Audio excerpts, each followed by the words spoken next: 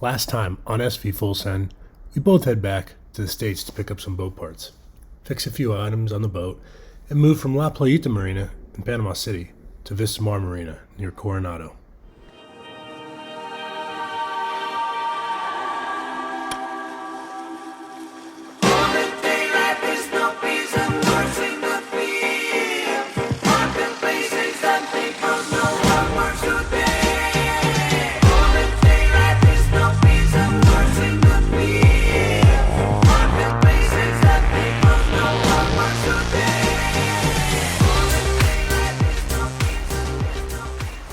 You guys silly? I'm still gonna send it. All right, so we are going to the Panamanian President House? Yeah. To the White House? Yeah, the Panamanian White House today. So we met up with Mario. Mario is a 2013 West Point grad. From Panama. From Panama. He's a foreign exchange cadet. Chris McCole put us in contact with him, even though Chris McCole doesn't know him. Didn't even know him. He's only through LinkedIn. Exactly. So we had a beer with him, and he offered.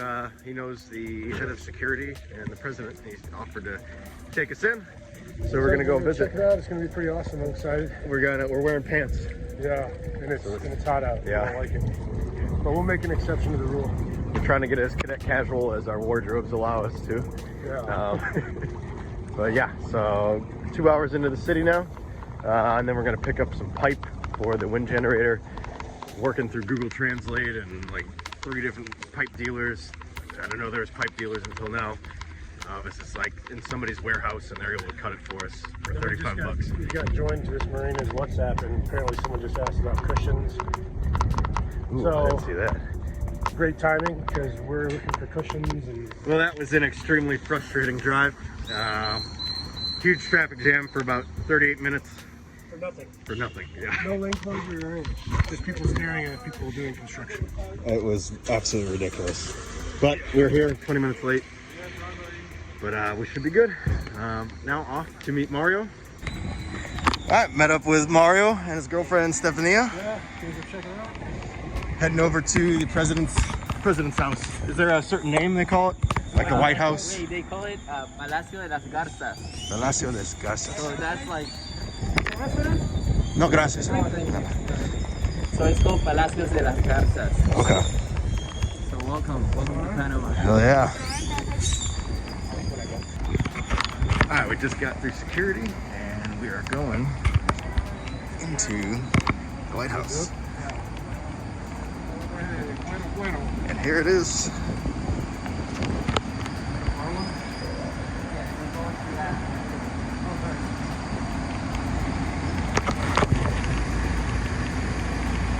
This is awesome.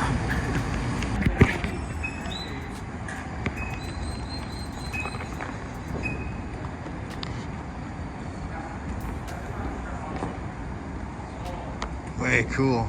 It's pretty awesome. Nice location. All right, so we can't really film everywhere, but this spot we can. So we're here. What's the name of this room? This is Patio Andaluz. Patio. It's pretty cool. It's all open. Nice breeze. It's really cool. It's got a really, really nice look.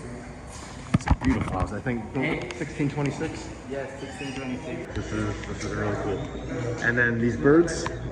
Garzas? Garzas. I'm thinking it's a stork, but it's these are larger than the real ones, but that's kind of they used to have. They've had like 4 or 5 of these statues on here, so we're gonna look it up afterwards. See what it actually is. Yeah. Oh. And now we gotta stop that. We head to the Panama City airport to pick up our new Spinnaker that had just arrived that's sitting in customs. All right, so we got the stuff. It's $282 for the tax, and you can't really fight it. Oops. Anyway, so I had to go get an agriculture stamp and some other kind of stamp, and now back, and then they should be able to release it to us. But yeah, trying to get the new sale, not the easiest thing. So it's supposed to take like 20 minutes to pick up. It's taking like an hour and a half. Yeah, it's ridiculous. Multiple stamps. Now they need passports, but we don't have them on us. Well, we have pictures of it, so. Yeah. This is it. Yeah, buddy. New Spinnaker. Yep. We took a quick trip to Gamboa, which is a town that was built for the canal to house employees of the Panama Canal and their families. The location is on a sharp bend of the Chagres River, at the point which feeds Lake Gatun. Just south of Gamboa, Lake Gatun and the Chagres meet the Gallard Cut, now called the Calibre Cut, where the canal cuts to the Continental Divide. After checking out the sights, we head out for drinks with Mario in the Costco district. Oh my God. Mario, thank you. Alan is disinfecting our table. Gotta make sure this is sanitized. Alright. Please, everything. Here, let's get the glass. Armpits. Well done. Hey, COVID's real. I'm doing my part to make Dr. sure Fauci can't even do I'm this. doing my part so we can all get back to raging like we should. After an eventful few days in the city, we head back to the marina to work on fixing up the boat and await news on when French Polynesia will open. Alright, so we're at Los Tojitos. We're here to get cockpit cushions. We found a lady at the marina that is going to make it for a pretty cheap price of $250. We just have to buy all the materials here, so we're going to get the foam, cheap cushion cover, and then the actual cushion cover. And then we're going to go over there to Mundo Magico to get zippers. So hopefully we'll be able to get all these cushions done in under $600. So get to sit nice and comfortably for once in the cockpit. So let's go in and check it out. Yeah, we've been talking about doing this. Everybody, all the cruisers in the Caribbean say Panama, Panama, Panama. But yeah, since we got the time and we're waiting for Galapagos to open, we figured why not. This stuff. We wanted to... Oh, they've rearranged. Yeah, they got rid of all that stuff. What is this? This is the like maroon. Yeah. Go So maroon. it's supposed to be basically you just wash it. So if you spill something on it, it's not a big deal. Okay. So We'll get 12 yards. 12. See. I'm getting good at my Spanish. I think it's gonna be a good color too. Yeah. Maroon, garnet. It'll be muy bonita. Although they got all these other weird ones too, but this looks like something from the 50s though. If it has white in it, it's gonna get dirty as crap. We're gonna spill on it all the time. Yeah, lots of rum drinks on it. Yep. 12.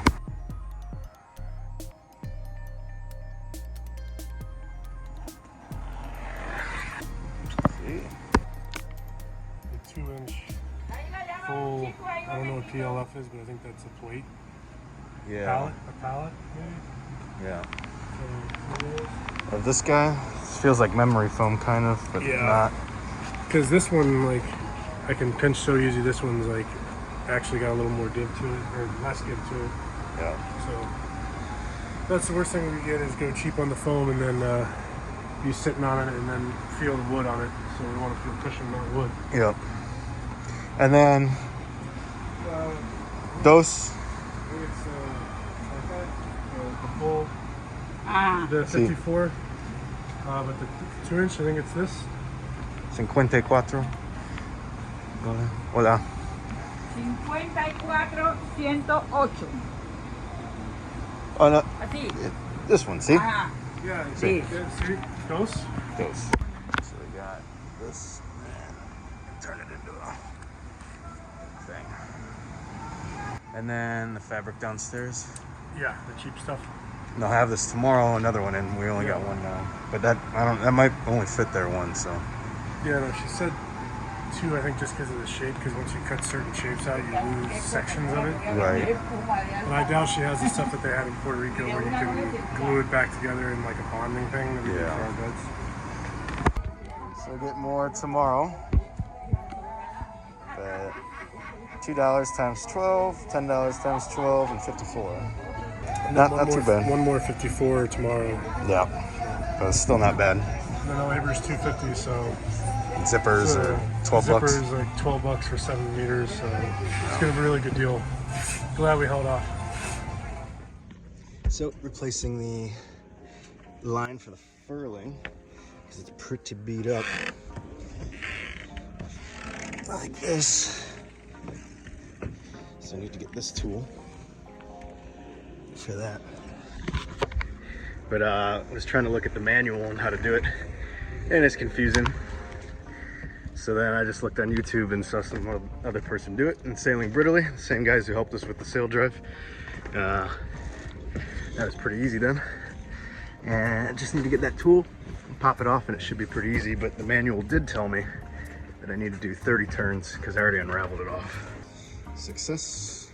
Bought these a while ago and need them. So go up there, we just need that.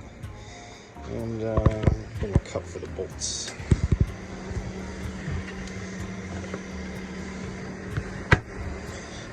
$70.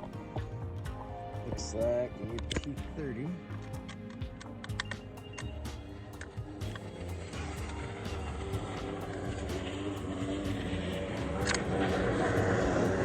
There's a little boogie board that's Alex. And just let them. Here they come.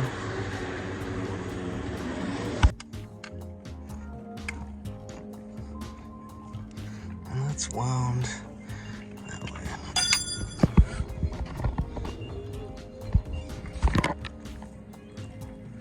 I get for videotaping with two hands. Jesus. Crap. Well, luckily the T27 is big enough to get the other one off. So I'm gonna be very careful now. Alright, so the bottom one was a T40 size. And now I gotta take these and pry them out with the screwdriver. And I'm gonna put the phone down for that. I took this off too, because it was getting in the way, and this kind of came off. This piece right here too, that fell and almost went in the water again. And then got furlex off. I'm gonna take some of this crap out and grease this up a bit while it's open. You can see where the line goes in there. So gonna have to take that without messing any of this up with the line. So, remember which hole it goes in. The one with the furlex better.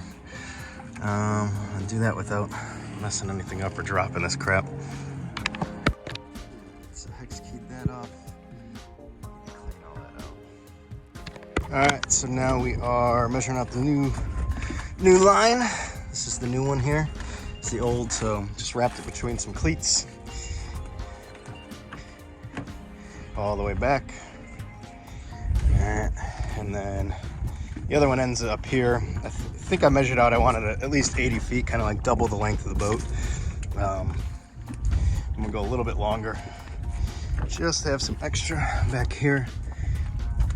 I'm sorry, like right here, right where this starts, and then I'm gonna duct tape this up and then hack through with a knife onto two ends, and then I got a butane torch to heat it up. And boom. All right, see? Quickly that done. Now I got to burn it with the butane. All right, and a little butane torch. I can't really videotape this, and I don't have a tripod, and Alan's busy. So you get the point, though. All right, so got the line back up here now. I also put some grease on the bearings here, just because it's open, so might as well. We haven't maintenance it yet. Looked like it was having no issues, but might as well put it on there anyway. Yeah, and now I'm going to put it back on, tie it on, be good. All right, so I snapped that back on. It took me longer than expected, and I kept thinking it was going to fall into the water. So now I gotta make sure it's the same direction it came in counterclockwise, so I gotta spin it the other way 30 times. Because that's what the manual says. All right, took a little bit, but got it back on, got that piece on. It wedges, that screw wedges this into there. But yeah, should be good to go. Tighten it back up and put it through everything that runs back to the cockpit, and it's good. New line. Let's hope this one doesn't chafe and fix whatever chafed the old one. I think it was because of all the gas cans and stuff, but we'll take a look. If you enjoyed this video and want to see more, like this video, subscribe to our channel, and help support us on Patreon. You guys silly? I'm still gonna send it.